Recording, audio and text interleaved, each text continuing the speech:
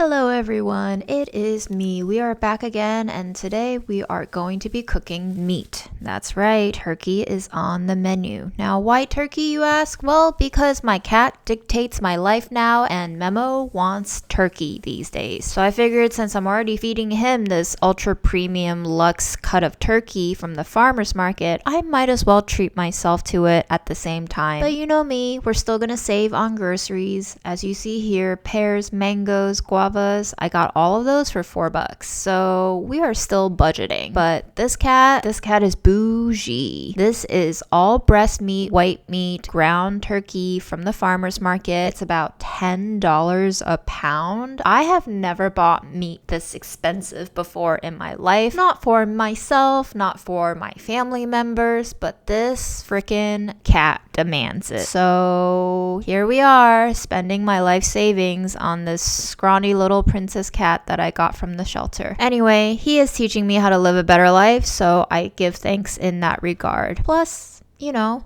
he's cute, so enjoy. The broccoli rabe, I got 2 bunches for $2, so we're gonna prep it, wash it, keep it in the fridge until we're ready to use it. I did try to defrost these turkey drumsticks, but they weren't defrosting quick enough, so we're going to put them overnight in the fridge and we're going to come back tomorrow. And in the meantime, I'm going to soak some rice and get ready for cooking tomorrow. I never used to really hunger for rice. My mom was always the rice lover in the family, but lately I've been yearning for rice, so I've added some brown rice to my diet. I also got some white basmati, but the brown rice is hitting right now, so I like to soak it overnight. That way we can steam it in the Instant Pot without adding too much water, without sogging it up. It still has that al dente texture after. Today, I'm just going to be boiling it in the Instant Pot. If you've seen the short episode I made on making my week of mush, this is usually how I cook my grains in the Instant Pot. I add some spices, I add the grains, in this case it's just brown rice, I add some water, and I toasted some barley. I'm not a huge fan of barley, but after I toasted these in the oven until they were nutty, they have been adding the perfect chewy texture to every single bite of rice and also deepens that flavor to almost like a brown butter sort of vibe. So I highly recommend toasting your grains to experiment with the flavors. My theory is that if you cook anything in 2 different methods, so baking and then steaming or boiling and then roasting, they always develop a extra layer of deliciousness. Give it a try. Report back. This week I'll be cooking 3 turkey drumsticks. These are really heavy. I believe these were about $5 a pound, and these 3 drumsticks totaled about $13. The way I'm going to cook them is basically steam them in this Instant Pot. So I'm laying a trivet over our grains and putting a bowl, and the bowl will hold the drumsticks so that it catches all the juices during the cooking process. The juice will turn it into a turkey stock, which will be delicious in many other applications. I've really been enjoying cooking many different things in the Instant Pot in one go. This saves me a lot of time and gives me room to play with different ingredients. So I always at least cook 2 different things. In this case, I have grains now for the rest of the week, and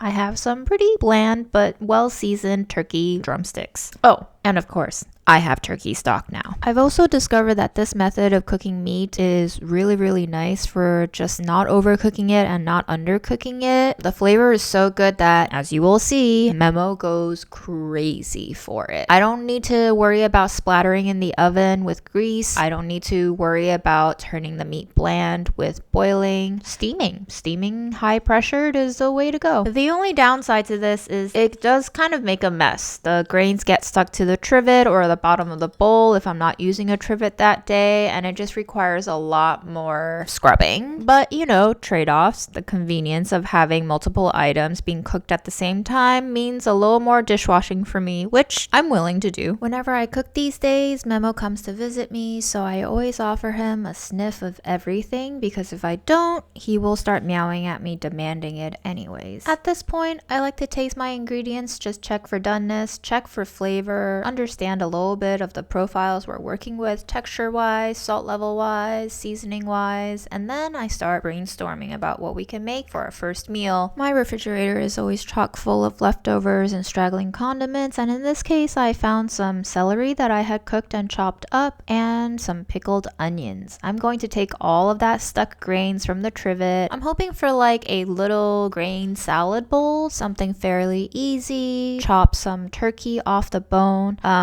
I didn't realize this was my first time cooking turkey drumsticks, but these guys are bony. There's not just one big bone running down it like a chicken leg. There's many little tiny skinny bones, and they're just all in there. There's a lot of bones. I was very surprised, but there's also a lot of really tasty meat. In fact, this might have been the most delicious turkey I've ever had. So here's +1 points to buying meat from your local farmer's market. Sometimes they just taste better. And so we chopped some up, we added it to our grains and celery, put on some pickled onions for flavor, acidity, and brightness. Pickled onions is one of those things that I picked up while I was working in test kitchens. It was always around in the fridges for our staff lunch. I just never got sick of it. Perfect for keeping in the fridge forever, basically. Highly recommend. We needed a little bit more salt, so I went in with some salt, some white pepper, just for a little bit of a spicy kick. Taste it again and pull out a bone because they are everywhere. Turkey celery rice salad, 8 out of 10. Easy, nutritious, customizable flavoring. What's not to love? I put the turkey stock and the rest of the grains in their respective jars and labeled them so we don't forget what date we cooked them. Normally, I can eat leftovers up to a week in the fridge, but ideally within 4 days of cooking.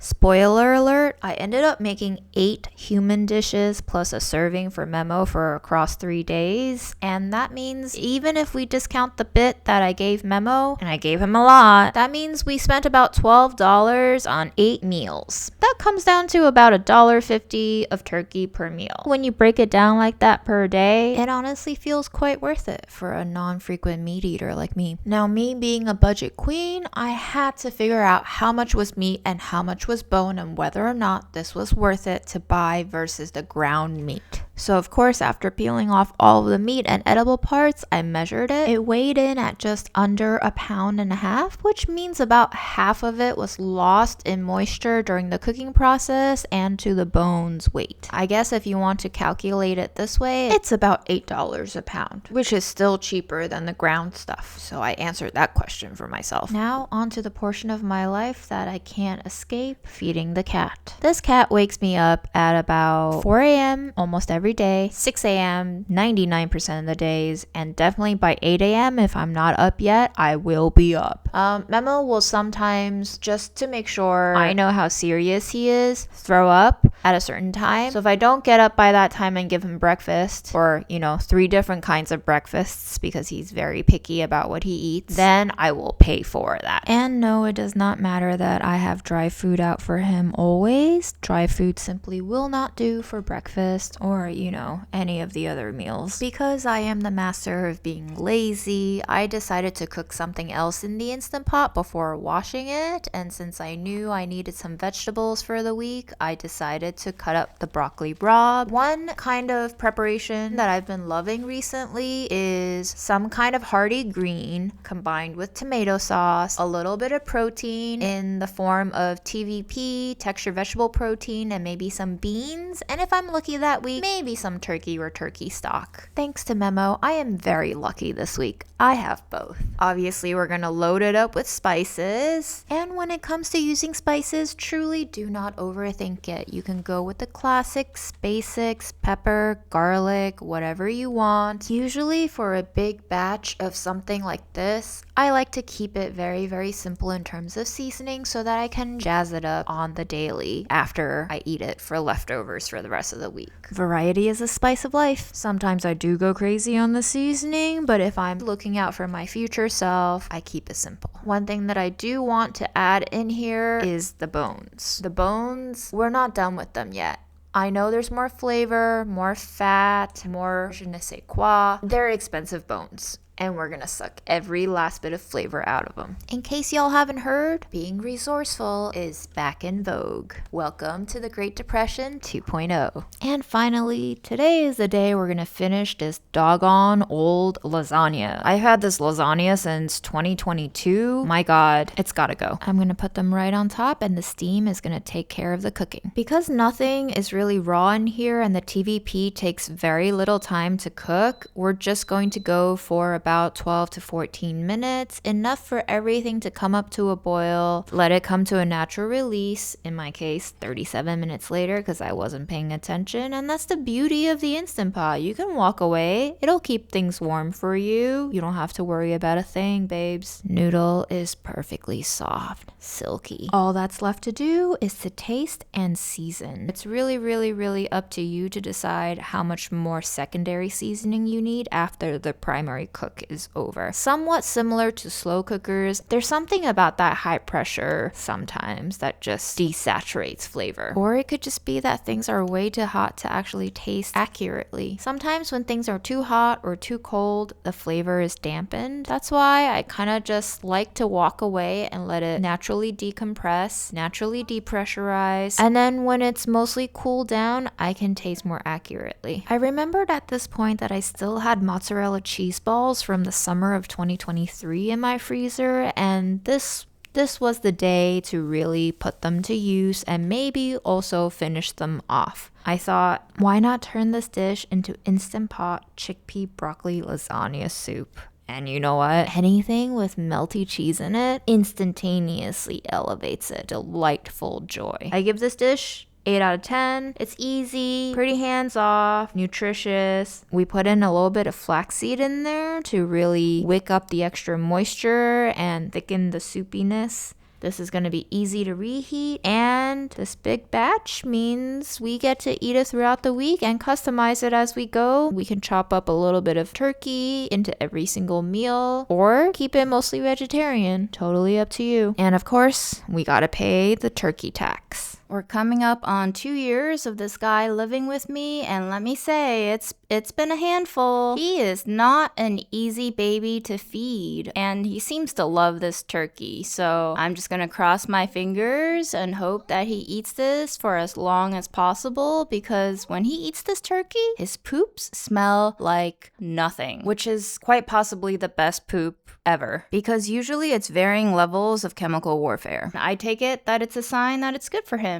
Farmer's market turkey, it's probably good for all of us. Back in the kitchen, we're going to pack up all of our leftovers into a jar, and yes, I will be saving these bones for a later project because I think we can get more marrow and flavor out of them, you know? As always, label your jar so you know what days you cooked it on. That way the leftovers don't stay in your fridge for too long and you don't accidentally give yourself food poisoning. For the next project, we're going to soak some red lentils. I love these red lentils. I bought them on sale when Patel Brothers was running Ramadan specials, and I believe I got 4 pounds for $3. It really does not get cheaper than that. This is one of my standbys, a great vegetarian protein option. I like to give them a quick rinse and let them sit overnight. Put a plate over it so that there's no dust or weird funky splashovers from the sink going into there. Ever since Memo discovered the magic of farmer's market turkey, he's also started to trail me more in the kitchen. He never used to observe me as I cooked because it never seemed relevant to him, but now that he knows there is the possibility of turkey, he makes sure to look at everything that I'm doing just so that I don't stiff him on anything delicious. For the next meal, we're going to take our turkey broth, we're going to skim off some of that turkey fat on top, and we're going to use it to sear our broccolini. Pretty straightforward, just making sure that the greens are getting evenly coated in that oil, a simple seasoning with salt and pepper,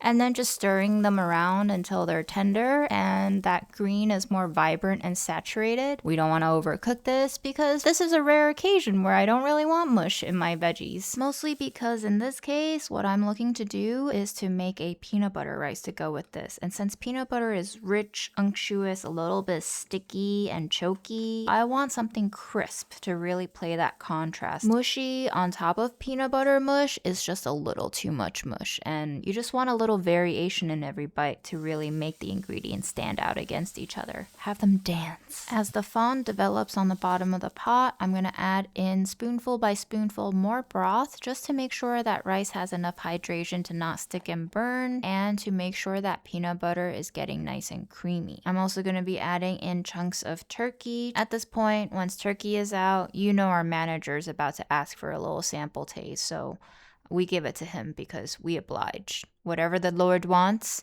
we give. Working on editing the footage that I recorded for this video was really hilarious because I realized half of the footage is just me trying to feed Memo, which as a vlog I think is pretty accurate to my life right now. Half of my life is centered around this little guy, trying to keep him alive, try to keep him fed, cleaning up after his inevitable voms and diarrheas, and just stressing out about whether or not he's gonna be okay. Now, the last year, he has survived it. Despite the vet saying he was gonna die last January, he is still with us. I think he was just sent to really test me, you know? He's really been stretching the boundaries of my impatience. And not to say that I'm a saint, but I haven't killed him yet, you know? That's something, right? This broccoli turkey rice gets a 9 out of 10 for me. How can it not? It's a little too salty, but so satisfying. Crunchy broccoli, soft, plump, peanut buttery grains of rice and barley, chewy, tender bites of meaty turkey. Yum. I was super happy with myself on this, and here you see me writing down my flavor notes. And there you see Memo stalking me yet again. Next up, we're gonna do something with those bones that we saved. Now, I made a mistake here with my hubris thinking I could crack these dinosaur bones in two. I broke out my biggest cleaver and I attempted it, and I definitely scared the neighbors downstairs, but I really couldn't get a chip on it except for the very tip. But they did need that little tiny trim to fit into the pot, so not all my efforts were wasted. I'm going to use the bones and enrich my homemade kitchery with it. Kitchery is just a blend of lentils and rice, and ever since I tried this particular spice mix from this particular prepackaged kitchery kit, I fell in love. So ever since then, I've been referring to the ingredients list to figure out what spices I might need in the descending order of proportions. So whatever ingredient is listed first, I'm going to use the most of that, going all the way down to the end of the list. It's not exact, but it gets me pretty close, and I've been happy with the results pretty much all of the time I've made it. I actually love doing this kind of reverse engineering with a lot of packaged foods I come across that I like, so that ingredients list is actually really crucial to figuring out what ingredient they use the most of and what other ingredients they used in that mix in descending order. It's not precise at all, it's a lot of guesswork, but it does get you in the ballpark of that flavor profile, so I recommend you try that with whatever packaged foods you like. And if you're reading through that ingredients list and you see ingredients that you can't really pronounce out loud, that might be a sign that like maybe that particular packaged food is not that good for you. And that's also good. I say we need to practice our reading skills once again. 2026. The amount of reading that we're not doing is kind of scary because like any other muscle, use it or lose it. Same thing with languages, same thing with cooking skills, same thing with any other talent. What we trade away for convenience, we lose potentially forever a piece of ourselves. Anyway, back to the food at hand. I added some turkey bits and broccolini to the soup once the lentils were cooked through. I laid it over our cooked grains. So this is not really technically a kitchery, it's a lazy kitchery because usually in kitchery you're supposed to cook the grains, rice, and pulses, lentils together. But since I already had rice on hand, I just kind of spooned it over and it tasted pretty good. 8 out of 10. This turkey bone lentil soup was a little bit under seasoned, so I added some salt and pepper to really kind of bring up the flavors. Added some pickled onions for acidity and crunch. I do this a lot when I'm cooking for myself, kind of season to taste over and over again until I feel like giving up, because some days it's not always a success, like ever. It's not a success at first, and it's not a success at second try or third try or fourth try, and then I give up, and then I put it away in a jar, and the next day it becomes tastier magically because time is the ultimate ingredient, and sometimes you just can't rush the transformation inherent in ingredients. I guess this is the part of the video where I give you a little bit of a life metaphor through food, but you know, that's really just the case. I've discovered it with grief too, and just daily drudgeries of life where you feel like, well, if I do this faster, better, then I'll have more free time later. You know, the classic catch-22 of working your whole life away just so you can retire to enjoy life. My mom never got there. There will always be more work if you let yourself work faster. You're just gonna do it more. And there will always be disappointments and sadnesses. I don't think you can avoid it. There's always more diarrhea and vom to clean up. And yes, I could take him to the vet and get it checked out and spend all this money and get him medication that he'll refuse to eat. But at the end of the day, that also stresses him out. And we know stress shortens lifetimes. At the end of the day, memento mori. Speaking of endings, I finally decided to finish up this lasagna that is way overdue. And we are finally going to attempt to make lasagna. Baked lasagna, not on the stovetop, and hopefully not a mess. And hopefully we can put a lot of greens in there and use up my leftover cheese from 3 summers ago and use up some of this turkey, and we can make a meal that will last for several days. This is kind of the funny, sad thing about cooking as a single person is every single time you eat a leftover, it is a reminder of how single you are. There's just no one else to help you finish all this food that you made. And the longer and longer it drags out, the less and less appealing it becomes. My philosophy of dating myself transcends into food as well, where I try to make every single leftover meal a little bit more exciting. Sometimes I sprinkle on a new spice for every serving. Sometimes I just reheat it differently. But most days, I kind of just give in to the monotony of being alone. And you know what? There is something comforting to that. It is very predictable and safe. Cozy, ordinary, a routine you can rely on, which also means there's no surprises being pulled out at me. And there's a lot less to really consider. You just take the leftover out, heat it or don't, eat it, move on. And sometimes that does get a little bit boring, but sometimes boring is nice. In the last 2 years, I've started to rethink a lot about what I've been taught to want out of life. Not that I haven't been doing it my whole life, but especially as it pertains to relationships, I've really started to wonder, like, what's the deal here? Why have we been sold this narrative of romantic relationships as the ultimate perfect making element to living? As if we created these terms like my better half to make us feel incomplete. And I think we are incomplete, but not in the way we've been thinking about it. I think we are complete as ingredients and incomplete as full dishes. But full dishes, while they can be exciting at first, also get boring. So as long as you are a complete ingredient, you can mesh into every single dish differently. A little variation every time. Open to the possibilities of continual experimentation. There's endless amounts of dishes you can be turned into, with or without recipes. And there's endless amounts of dishes you will never get to be a part of. And I guess that's the most beautiful and lonely part of being alive. Always just a little short of certainty, but always up for transformation. Besides, I can hardly call myself single now with Memo in my life. This guy is as demanding as any other partner I've ever had. The first bake on the lasagna was covered with kale leaves, and about halfway through, I checked on it, and the kale leaves were ready to be snacked on. So I took them off and put the lasagna back in so that it could start to brown the cheese a little bit on the second bake. And who doesn't like a little chef snack in between cooking sessions? I don't do this often, but I think you deserve a little ASMR right about now.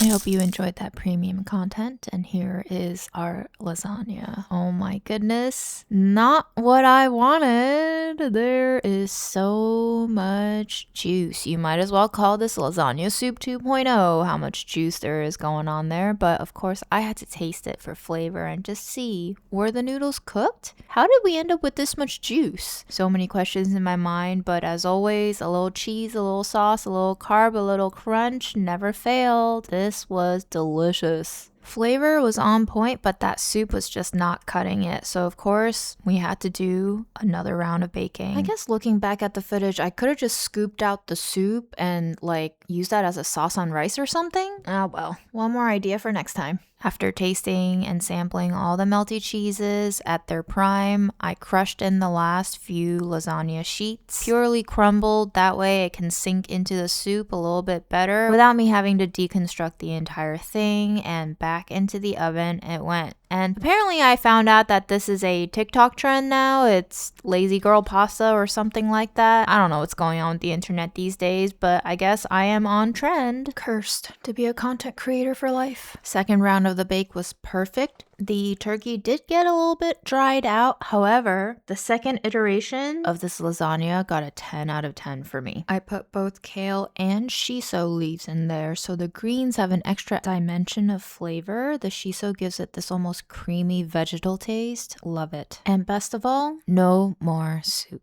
For the next magic trick, we're going to swap carbs, moving from pasta to rice. I'm thinking a little bit of a turkey rice kale roll, maybe remaking some peanut butter rice, sandwiching it with some leftover avocado. But first we gotta feed the boy. So far we've made 5 human dishes, but I think the 6th dish should actually just be turkey for Memo's breakfast, lunch, and dinner, because this guy has eaten so much of this turkey. So really we're back to the budget eat days of cooking for 2 this week. Cat lady edition. For the peanut butter rice, it's pretty simple, just rice and peanut butter in a bowl, and I might warm it up by placing a few kale leaves above the bowl to help trap the steam in the microwave. This way, it also helps soften up the kale leaves so that it makes them easier to roll. Peanut butter is way easier to stir when it's warm as opposed to, a little bit more stiff from the fridge. And in the meantime, I'm just going to shred our turkey and add a dollop of this fancy farmer's market gochujang. This jar was like $12, but I think it's worth it. It's in fact actually my second time buying it. There's a lot less sugar in here, the spice is a lot more potent, so I don't have to use as much of it. Less filler, more quality ingredients, and I'm supporting local producers. For the avocado, I've been slicing it in half this way. I don't know why we've been slicing avocados in half the lengthwise way, where there's more exposure to oxygen and more browning happening faster. Slice it this way, see how you like it. I was trying to save the avocado for a second meal for some reason, but looking back, this is where I kind of could have stepped it up and used the whole avocado, because the avocado's creaminess does wonders for this rice roll. It balances out the fattiness from the peanut butter, which is stickier and heavier, with a light whipped creamy butteriness. It coats the rice really well. It seasons that fattiness in the turkey that can be kind of lean. And it also tames the spice of the gochujang so well. Just gives that cohesive structure to the entire wrap. It's almost like a mayo-y binder. A little fancy nature's aioli, if you will. And when it comes to actually creating the rolls, it's really hard to gauge how much you should stuff in there, but always go a little bit less than you think, because if you want it full, it's going to overflow. That's just really what I've learned as a new burrito roller, that you really do have to just kind of lower your expectations and be less greedy. Make sure you're just putting enough in there to keep it under wraps. If you stay greedy like me, in the boundaries of your own kitchen, really no harm, no foul. It gets a little bit messy, but you know what? Since I'm feeding myself, it's all good. I microwave it a little bit more until the leaves soften and shrink down on the roll so that it can kind of compact a little bit. I didn't wrap them perfectly, but you can see if I did get a little less greedy and put a little less ingredients in there, I could have had nicer wraps probably. But at the end of the day, all that matters is how good it tastes. And this one tasted amazing. I gave this one a 10 out of 10 too. The peanut butter rice is creamy and nutty. The turkey is tender, spicy, slightly sticky from the gochujang. The avocado is creamy, refreshing, soothing, and astounding how well it goes with that gochujang. Truly a match made in heaven. The kale, perfect as a wrapper. Structurally very sound, would absolutely make this again. Unlike the lasagna, so fast, so easy. It also just feels like a very wholesome, full meal, complete. Next up, we're going to switch our carbs again. Not quite pasta and not quite rice, but rather both rice cakes. I've had these in my freezer for probably half a year now, and they are reaching their best bite date, so I figured this video is as good an occasion as any other to start working on these. I love having rice cakes. They are so chewy. They almost feel like a savory dessert in a meal. For our duck preparation, we're just going to rinse it in the sink, let it soak while we melt down our turkey stock. I rinse down the jar with some water just to make sure we get every single last bit of goodness in there. This farmer's market turkey has produced some of the most luxuriously silky looking broth I've ever made. Look at that bounce. Oh my gosh. That is all natural gelatin, collagen, whatever supplement you're on. You don't need it. Just make yourself some bone broth. We're going to add a dollop of miso to our rice cakes and the broth, and that's all we need to season the entire thing. I in fact ended up over seasoning this. Even though I bought the low sodium miso, it is still quite salty, so always start with less, work your way up. We're going to chop up the rest of our kale just so that we have some greens. I'm going to chop up some more of that shiso. Shiso is an Asian green. It has a very particular, almost sesame rich fatty flavor. I think it's going to go super well in the miso rice cake soup. And I often confuse them with perilla, so these might actually be perilla leaves. Shiso I think is a little bit thinner, more delicate, and perilla tends to be more fibrous, so I think these are perilla leaves. Either way, I like both leaves. They're great as a little herb, they're great as a little single bite wrapper, and they're perfect in this rice cake soup. I'm cooking the rice cakes until they seem like they're glistening and their sides are starting to droop down the spoon a little bit. That's when I know that the rice is probably cooked. I'm going to add in some spices, a little bit of garlic, pepper, whatever you want in there really. At this point, I'm keeping it simple because all the flavors are already banging in here. We got the complexity of the miso, we got the complexity of the perilla, we have some nice turkey base. I really don't need much more in here. From the little turkey that Memo saved for me, I decided to slice it real thin for some nice presentation, and I just want to check the rice cakes for doneness. They are soft, they are kind of sticky and mochi-like, and they are silky, glistening in the broth. I was not expecting such an easy success, but thank goodness my last few recipes are so easy and so delicious. Aside from being a little too salty, I surprised myself with this third in a row 10 out of 10 dish.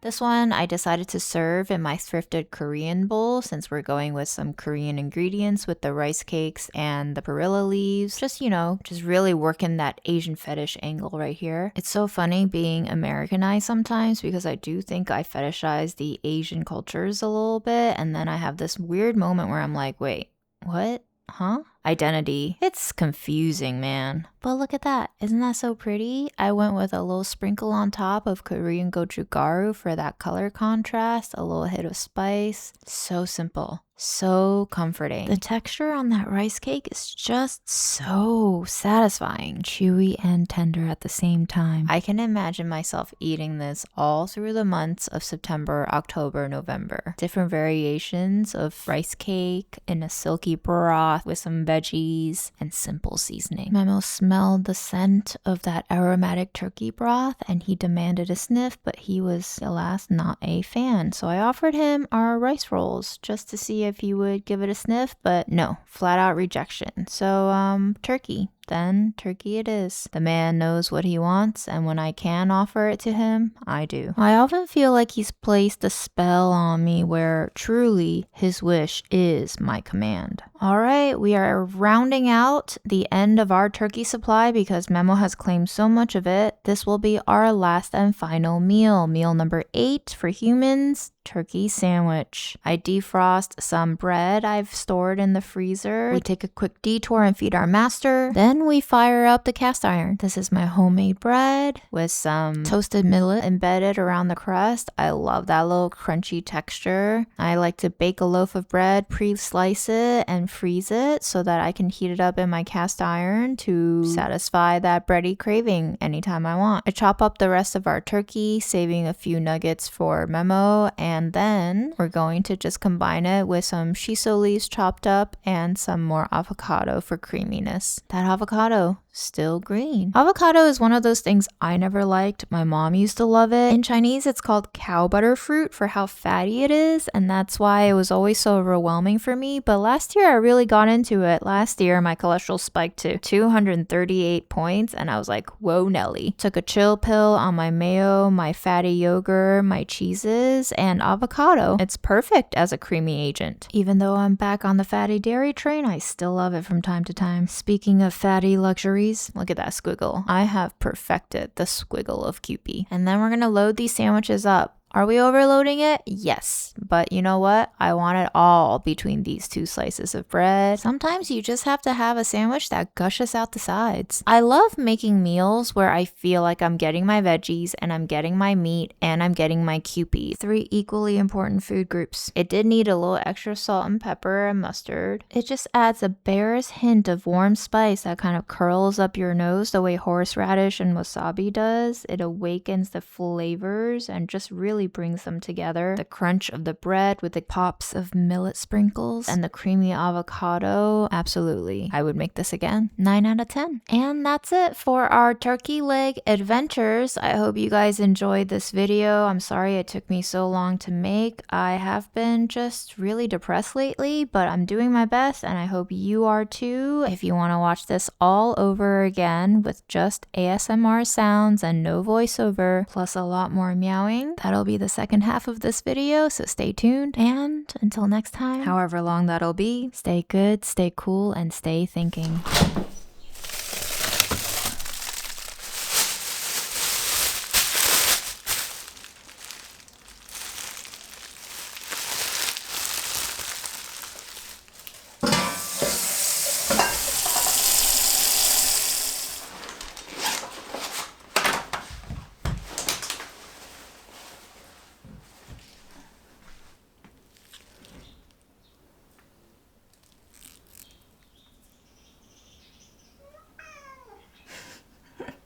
Hi.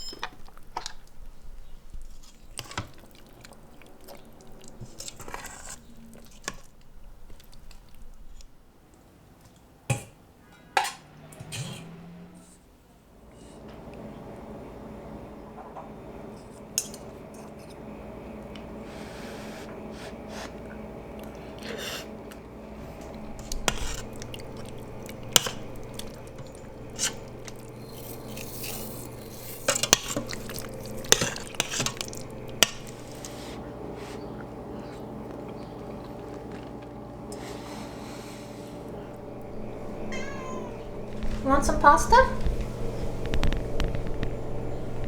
Here you go.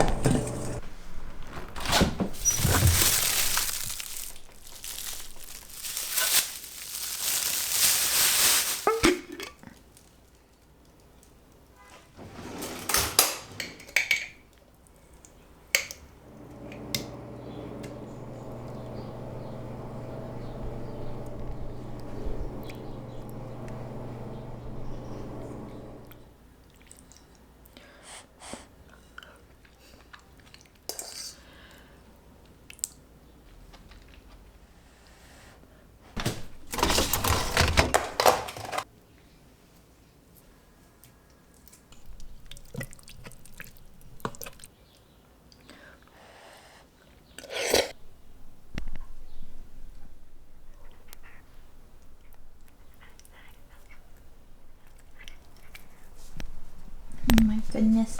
Give it back. Give it back. It's a bony. It's a bony. Hey, come back. It's bony.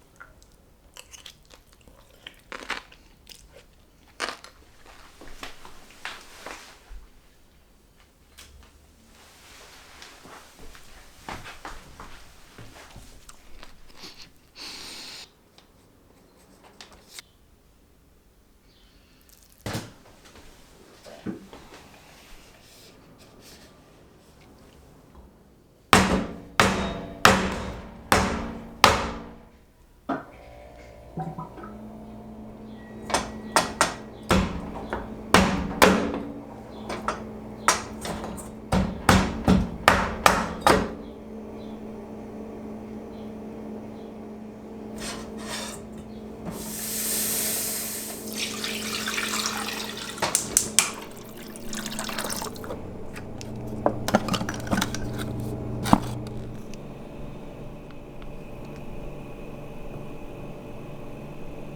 me.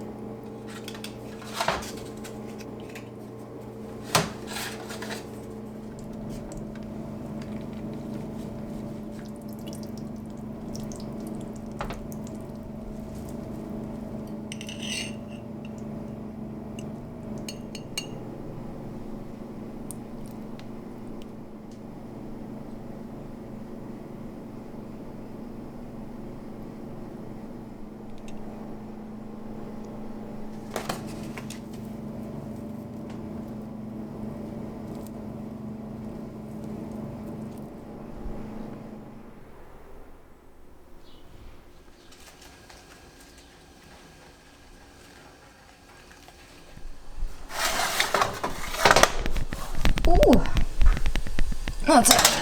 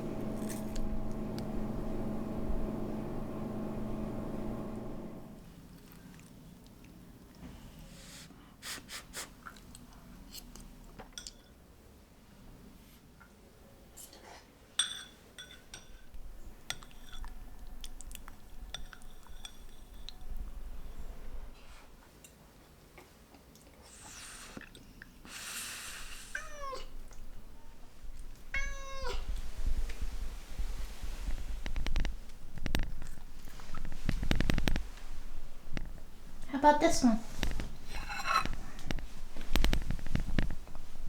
Smell.